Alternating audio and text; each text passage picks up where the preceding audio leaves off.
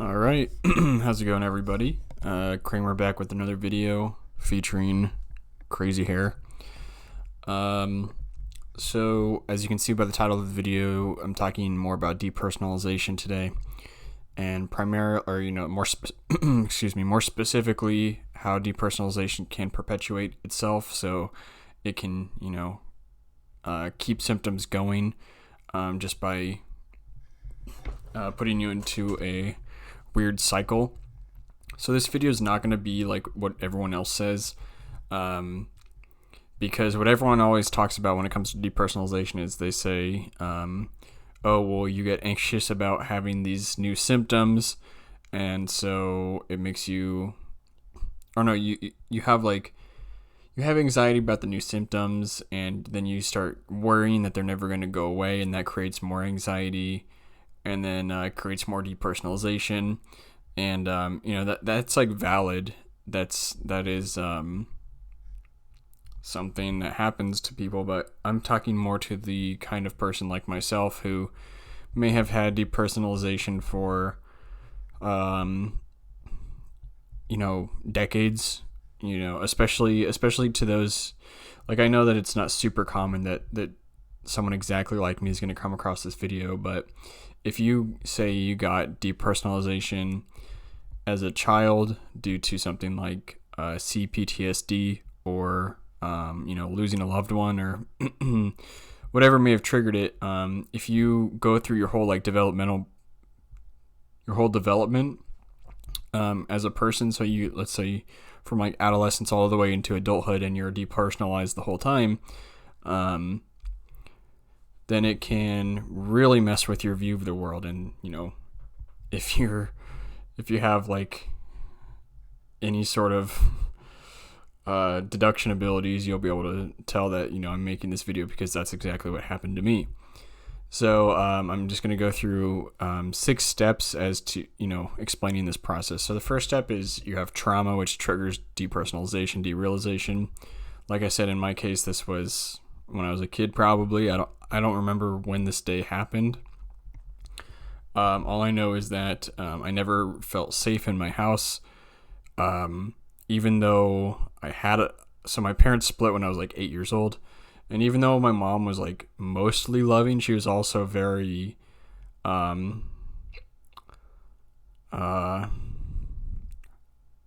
authoritarian. So it's like her way or the highway, for the most part. And then even though like spankings aren't a big deal, it's like we would always get like spankings, or like we would get yelled at, and that just created an environment that I never felt safe in. So anyway, that's my best guess as to how I got depersonalization in the first place. And then I didn't move out until I was like 16 or something, and then I moved in with my dad. But things never really got better. Never really felt like I had a safe place. So I don't know. I'm not trying to give my whole life story here, but I guess I'm just explaining how I got it and how I never got better. So I made it all the way to 29 without fully understanding what was going on with my brain and my understanding of reality, and why I was never happy. So so basically what happens is you take on these depersonalization symptoms. So feelings of unreality, things don't seem real. You lose your sense of self. You're cut off from your emotions, so it's like you don't know what makes you happy. You can't even feel happiness, even if you do things that make you happy. You feel disconnected from friends and family. So first you have trauma, then you experience the DP symptoms, of course. Then what can happen is that DP can actually like ruin your life. So again, if you aren't getting enjoyment out of things, you're not passionate, you're tired all the time, you can get things like depression and more anxiety about your life going poorly. So for me, a big part of depersonalization and ruining my life has been like, not that the rest of my life can't be good after DP, but definitely it has ruined the first 29 years of my life. Well, again, I'm not trying to make some sob story. I know that a lot of people have it worse than me, but bear with me. But anyway, yeah, I think that was making my depersonalization worse, is thinking about, I'm almost 30 years old, and, nothing is going right. And there's no, prospect of things getting better. So that just creates more anxiety about like, oh, my life's never going to be together. And then you get like depressed, like, well, what's the point of even living? So then you can also have like existential anxiety. So it's like when you do ask those questions of what's the point of living, then you also just start wondering about like the nature of reality, and you're just like, you do too much contemplation on the meaning of life. Some of that is fine, but it's not meant to something. It's not something you should think about every single day. So anyway, that all. So you may get things like depression and anxiety. Like I said, that's number 3. Then number 4 might again make the symptoms worse. So it's like if you have all of this extra baggage from the depersonalization that you think is you, you might get worse symptoms. But even if they don't get worse, they definitely aren't going to be improving if you're, if your life is, if there's a giant wrench thrown into the progression of your life, or simply the enjoyment, not even the progression, just enjoyment. So then this is like the main reason I'm making this video, is because what it can do is change your fundamental beliefs about yourself. So the thing that happened to me was, since I got depersonalized at a young age, definitely by the time I was 13, I was depersonalized. I know that. So I'm guessing, like I said, it was sometime around like 8 years old or something like that. And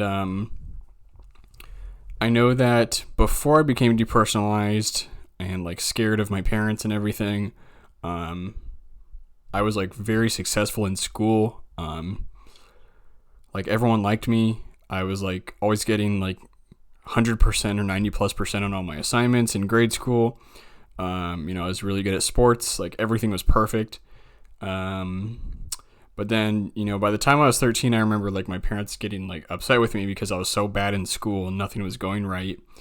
And I didn't really have an answer. I had no motivation. And so I just thought I was a bad person. And furthermore, I believed I was lazy. I also had no sex drive. So I started questioning, maybe I'm like physically a man, but like I don't have a sex drive. So it's like, am I asexual? Like I'm not like my friends. I also have like one of the big symptoms for me is like really bad brain fog. I think it's common, but like I think my brain fog is like very, very bad. And that would make me like worse in school. And just like day-to-day conversations, just like forgetting things people would say to me. It didn't happen often. Like I can only remember one time actually being called like stupid, or he called me retarded or something. That's only happened like once that I can remember, but it definitely affects, the way you perceive the world. So again, it made me feel stupid. It made me feel like I questioned my sexuality. Not sexuality, that's not the right wording, but like my manhood or something. It made me think that I was antisocial, and it also made me think that I was depressed. I wasted a few years of my life chasing like curing my depression, but that wasn't even the root cause. So, number 5 was that it changed your fundamental beliefs. And number 6 is that since nothing makes you feel good, you eventually stop trying to do things to make your life better, which leads to like more depression, more anxiety, and more depersonalization. So eventually, if your core identity of who you are changes, and you actually believe that you are this person who, it's like you've got your core self, your core personality, the things you like to do, that doesn't really change dramatically, I would say. But then if you overlay this person with depersonalization, then we look at it from this point of view and we say, okay, well, this is the person that you think you are, but this is the person you actually are. If you start identifying with this person, that's when you're kind of lost, again, which is where I was my whole life up until now, assuming my diagnosis about depersonalization is correct, which so far it is correct because I'm improving. But anyway, since nothing makes you feel good, you will stop trying to do the things to make your life better. So, yeah, if you, let's say you're trying to make good money, like, so there's like a very logical line of reasoning that I personally went through. So, okay, we all need to work to make money. If I'm going to work, I might as well be doing something to where I make better money. So I'm going to, train in marketing. That's what I was doing. And then when it came to that, I was like, well, I should get a job in marketing.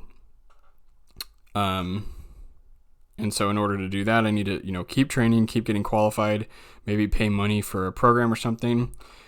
But the problem with that is the idea of like making more money didn't even make me happy, because I would rather be dead than work hard and feel miserable the whole time. So then eventually you might realize this, and then you stop doing the things that make your life better. So it's like, well, I didn't stop working out because working out would sometimes give me depersonalization relief. And I thought that was just like a workout high. I didn't really understand what that was, but I never really stopped working out completely. But you can stop seeing your friends because you don't feel connected to them. Obviously, you kind of get the point. So eventually you might end up in this spot where nothing makes you feel good, nothing makes you motivated to change, and you believe that you are fundamentally flawed, which isn't the case. You're a normal person. If this were to apply to you, you would be a normal person who just happens to have this depersonalization overlay. Like I said, you've got your core person and you've got this like person who has depersonalization. The problem is when you start identifying as this person and you think that this is you. Again, it's just speaking from my own experience, just like projecting. This whole video is just me projecting / trying to give advice to someone who might be in a similar situation. But yeah, that's when you know the battle has been lost, until something drastically changes your point of view. So like for me, what changed my point of view was thinking I was depressed and then going down that rabbit hole and then feeling like I treated my depression because like I wasn't like pessimistic or anything. I got rid of all the pessimism and like feeling that I can't change my life. I got rid of all that, but I still was unable to feel any emotions and was still like tired all the time, still had horrible brain fog. And so that led me to somehow realizing that I had depersonalization, probably just through like watching an endless amount of YouTube videos. But anyway, yeah, the way that you get out of this like cycle or whatever is that you have to like I said, like something has to like really interfere with your understanding of the world. So for me, obviously it was the knowledge aspect of like coming across depersonalization videos, but also the experience that I went through, in my day-to-day life, where every once in a while I would have this like complete break from the depersonalization, or maybe a 50% break or a 20% break. And it was just so noticeable that I'm like, dude, what the fuck is going on? Because I feel how normal people feel, and I don't know why I don't always feel this way. So that's what, like, it was like both of those things that led me to, where I am today. So, in conclusion, if you relate to this, you have to just start learning about depersonalization and doing the research. If you want coaching for that, the guy that I'm working with right now, his name is Ben Mayer, Ben, Meijer. He's from Denmark, I think. But yeah, he has a similar story to me, having depersonalization for about 20 years. And so, yeah, if this sounds like you, maybe give him a call, or you can leave a comment on this video. I'll be happy to answer any questions I can. And yeah, so I guess I'm just hoping that maybe this might save someone in the world some time on their journey to recovery. So best of luck to everyone who's going through, whatever issues they're dealing with. And I'll talk to you guys later.